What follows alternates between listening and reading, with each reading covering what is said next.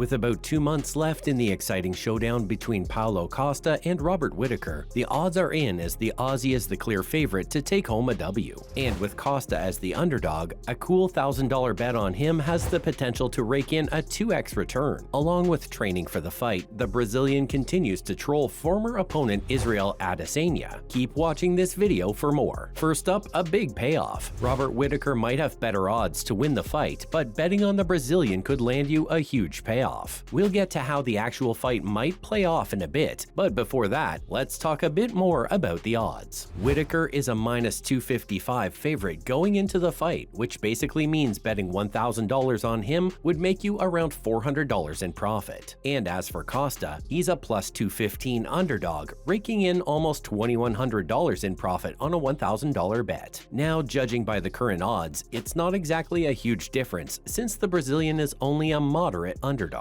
And with about 2 months still left in the fight, we reckon the odds will be significantly different on the night of action. The former middleweight champion Robert Whittaker currently sits on the number 2 spot in the rankings, while Paulo is trailing at number 6. But honestly speaking, we think the odds are only for betmakers to have a bit of fun. If we're looking at both gentlemen by the impact they've had in MMA, it's going to be a very entertaining fight. Costa might be 4 spots below the Aussie, but he boasts a professional record of 14 wins coming at just 2 losses, with his most recent victory against former champion Luke Rockhold at UFC 278. And as for the Reaper, he's more experienced with a professional MMA record of 24 wins and 6 losses, with a unanimous decision over Marvin Vettori in his last outing inside the cage. Next, he deserves respect. One thing we love about Whittaker is that he always treats his opponents with respect. No matter who it is, the Aussie plays his cards with absolute class. While talking to Submission Radio, the 31-year-old talked about how Costa is a really tough opponent and deserves a lot of respect, considering the impact he's had on the sport. He's not exactly the most popular guy at the promotion, but when you look at his resume, it's super impressive. It's a bit sad he lost against former title contender Marvin Vettori, but his first professional loss against Israel Adesanya is understandable. Izzy ruled the decision for a very long time before finally falling to longtime rival Alex Pereira at UFC 281. In fact, both Whittaker and Costa have lost to the last stylebender. But yeah, apart from all that, it's been a really entertaining journey for the Brazilian. Anyway, Whittaker respects his opponent a lot and even thinks he benches more than him. But if we're talking about skills, he thinks he's way ahead of him. Robert is known for dictating the pace in his fights, and he thinks a matchup against someone as aggressive and powerful as Paulo will really help him showcase that. I think I have the opportunity to give a good account of my skill set, to take the fight wherever I wanted to dictate the pace. Let's see if he's able to dictate the pace, because Costa has a habit of coming off really strong. He doesn't really care about his opponent and always wants to land those big shots to end the fight. Now for a simple game plan. What does Paulo have that Robert doesn't? Simple: punching power. The Aussie might just be the most well-rounded fighter in the division right now, but if we're talking about power punchers, the Brazilian is at the top of the list. He has massive arms and looks like a Greek god, but the frightening thing is he's as strong as he looks. We don't know what it is, whether it's the secret juice he carries around or genetics, but the guy's a monster, and getting punched by someone like him would sting for a week. So how does Whittaker plan to get past all that? What's his game plan to evade those heavy punches and deadly kicks? Simple: don't get hit by them. That's what we call a really simple and effective strategy. He's not trying to overthink the fight and will probably fight on the back foot if Costa comes out too aggressive, because no matter how well-rounded of a fighter he is, getting caught by him would be the end of the fight. Even if he just manages to clip you, it's going to do serious damage and rock you for a few seconds. If he's able to capitalize in that time frame, the game's pretty much over. The strategy is probably the same for Costa, but he just has to defend a lot more things since Robert knows a lot of tricks inside the cage. Moving on, is the fight even happening? Believe it or not, while Whittaker makes appearances on social media and the press talking about his highly anticipated fight against Costa, the Brazilian is calling the fight fake. He replied to a poster of him and Whittaker on Twitter saying regardless of all the news going around, he's not going to be fighting at UFC 284. The fight is scheduled on the preliminary card at Perth on the same night Alexander Volkanovski fights lightweight champion Islam Makhachev. But what in the world is going on right now? Costa has posted nothing about the fight after that one tweet, and while it's clearly showing up as scheduled, is it even going to happen? But yeah, considering how the Brazilian Brazilian has been trolling almost everyone on social media, we're not going to take his words too seriously, because the last thing Uncle Dana would want is to schedule a fake fight. What would the UFC even get out of that? If Costa has made it super clear that the fight is fake, then why is it still scheduled for Perth? We think he's just trying to build some hype, along with suspense, to get the fans excited and fired up. There's even another possibility, and that's the whole issue with his contract. Paulo has forwarded his terms to the UFC and wants a new, beefier contract before he fights again. It sounds like another Henry Cejudo situation in the making. He retired in the hopes to get a new contract from the UFC. Maybe Costa is trying to do the same by calling the fight fake. Following up, a six-figure contract? Apparently, the Brazilian wants a new contract because he's been paid the same amount ever since 2017. The days of fighting for free are over. It's estimated that he was paid around $350,000 for the fight against Izzy, but apart from that, it's usually just an odd 60 or 70 grand. Now, we don't know whether those are the legit numbers, but if they are, we seriously think the UFC needs to step up their game. A lot of fighters have already left them in the past for not being paid enough, and it would be a shame to see someone like Paulo Costa, an absolute freak of nature, leave the promotion just because of money. And when you think about it, he deserves it. A 14-2 professional record isn't exactly a bad record. 16 times he's fought and only 2 times he's been defeated. That's pretty successful if you ask us. But all of that was before he got a six-figure contract offer, which he turned down. Yep, he turned down a six-figure contract. Or at least that's what he claims. It was a good contract, and the Brazilian has been getting a lot of promotions from time to time. He initially started his UFC career at 10K to show, and 10K extra if you win. But a six-figure contract for a multi-fight deal? That's not Costa's cup of tea. So who knows, guys? Maybe the fight against Whittaker will be the last time we see the Hulk at the UFC. Up next, an online enigma. Have you noticed how Paulo Costa has seriously upped his social media presence in the last couple of months? He's posting memes and jokes with his 2 regular targets being Israel Adesanya and Khamzat Chimaev.